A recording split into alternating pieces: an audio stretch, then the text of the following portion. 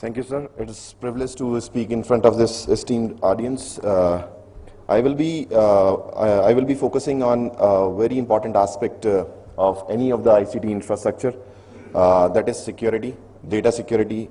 And I will be going through that what kind of why security of data is required, and what kind of data is involved, and how we can secure that data in the coming slides. So, when we are going from governance to e-governance, the benefits we get from the e-governance is we got more visibility. Previously, information was more scattered. Now we can have information with a single click, and we can use those information for any means we want to. Second is the efficiency part. Now manual work has been changed in we can do in an electronic way, and it took a lot less time, and less time and less you can say money is involved in it. Budgets are less by doing efficient work. And last but not the least, which is very much required, is analytics. Whenever we propose we initiate any project, analytics is very important, because after analysis only we can provide better services to the citizens, to each and every corner of the country. So these are the few benefits we get from moving from governance to e-governance. But there are certain trade-offs also from, you can say trade-offs, or you can say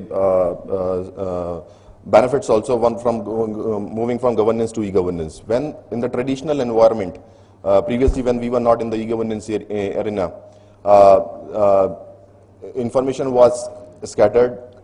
It was in lots of files.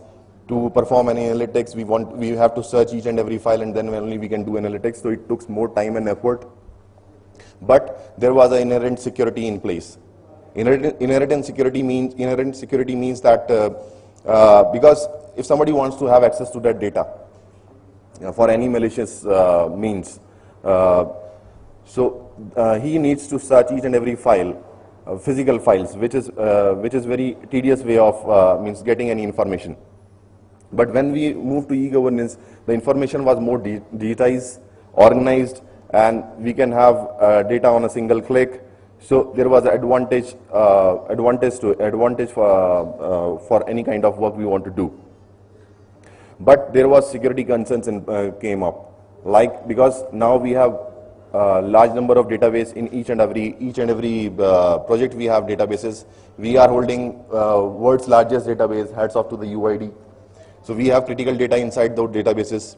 So there are security concerns. Now if proper security measures are not being taken, then anybody can have those data with a single click. So why cyber attacks happens? The motive behind cyber attacks is because we have data, and data is profitable. That is why anybody wants to have access to our infrastructure. So what kind of data we are talking about? So I have taken a small snippet from IT Rules 2011, which shows that these are the data fields which are sensitive. But there can be more, because there are different projects coming up. So there can be more other data which is sensitive to a specific project. So in this, you already see that these are the data elements which should be mandatorily protected, like passwords, financial information, medical records, biometric information. Biometric information is there in each and every database nowadays, because those are used for authentication and all. So I have also to clarify more on this, I have taken examples from the projects which are going on nowadays. We all have heard these kind of projects: CCTNS, Treasury, IGRS. Each and every state is having these projects, and these are the some of the data which is there. Which application uses, which is there in the databases, in the storage. So with respect to the CCTNS, there is criminal details, biometric fingerprints, armed position details, citizen information, which is very sensitive as far as the CCTNS database is concerned. Then we have a treasury which have a lots of financial information, budgeting information, pension details, accounting details, state revenue details. So there are different data elements in different projects. Similarly, in IGRS we have property details. So these are few of the data elements which are there in the databases, and we have similar kind of database in each and every state, and we have different projects also which are having different databases from these. I have taken two likely misuse scenarios if the data which we have I have shown is gone to a wrong person.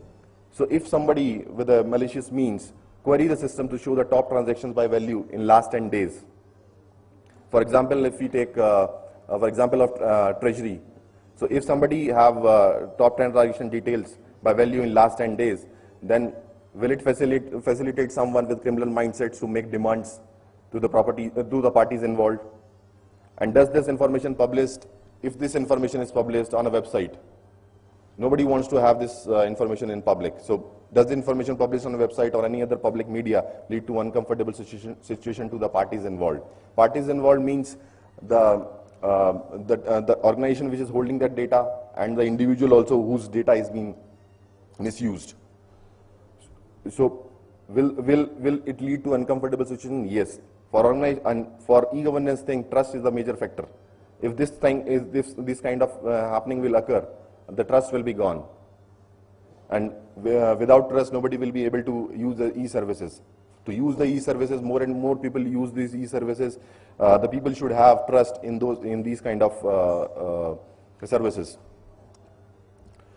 The second likely misuse scenario can be, I have taken, for example, IGRS system, which have a number of properties in their databases. So if somebody queries the highest number of properties, does that facilitate someone with criminal mindset to use the information? And similar way, does the information published on a website or any other public media lead to uncomfortable situation? And definitely yes. So these kind of misuse scenario can be more misuse scenarios can be there because we have different data, we have different projects. There can be different misuse scenarios for different projects. So how to secure this database? What are the threats on this? What are the threats on the data which is there in our data centers? So there are different kinds of threats. There are known threats, there are unknown threats in any e-governance ecosystem. The threats around data, threats around application, threats around network, perimeter, host. So all such kind of threats should be minimized or should be taken care of. So how can we do that? Traditionally we were focusing on a perimetric centric security. Perimetric security means the philosophy was keep the bad guys out, trust people inside the perimeter. But the research shows that most of the breaches happens via the insiders. 70 to 80% breaches happen because of the insiders. So trust people inside the perimeter will not work. Assume sensitive data does not leave the perimeter. It cannot be done because data needs to be shared. If we have these projects already within our ICT infrastructure, so if communication will not be there, data will not flow from one place to another. It is no means of having such kind of things. So for the solution was build and protect robust perimeter, firewall, IDS, antivirus, etc. So there are levels of security. Each and every level of security is important, whether it is perimetric security, physical security, or identity and access management. But as threat landscape is increasing, because we are moving from traditional ways to the cloud-based solutions, so there should be we should be ahead of the breachers who want to get access to our data. So for that. Our focus should be data-centric. The security should be data-centric. That is, we should not trust no one, assume bad guys are already in, and the solution should be protect information at the asset level, that is at the data level. And a comprehensive approach from identity and access management to classification to encryption. So each and every level, physical security should be there, perimeter security should be there, identity and access management should be there, but the data should be the perimeter, and data should be kept in a way that no one unauthorized can get access to the data.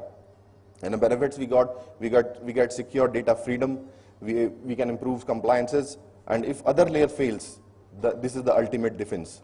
So solution should focus on the data and not just on the system holding the data. So this is the very important thing which needs to be incorporated. So protection needs to be centered itself, and the objective should be to secure data confidentiality, data integrity, non-repudiation, and authenticity. By data confidentiality, we mean that the data should be in such form such form that if somebody unauthorized have access to the data, he will not be able to use that data. He will not be able to see that data. So that's how confidentiality of data can be maintained. Integrity of the data means that if somebody sends some information from, means I send some information to you, you are aware that this is the genuine data and nothing has been tampered in between. And if it is tampered, then the integrity is gone. And non-repudiation means that if I send data to you, some data to you, I am responsible for the data. Yeah. So these are the four pillars which needs to be incorporated, and the best way of doing is encryption, which protects sensitive data, provides risk management and compliance. But wherever encryption technology is being used, there is a key waiting to be used. Key means encryption key, signing key, so that should be very much secured. Government has already given guidelines for digital signing and all. They means FIPS certified hardware should be used, and it is a very good way of securing the keys.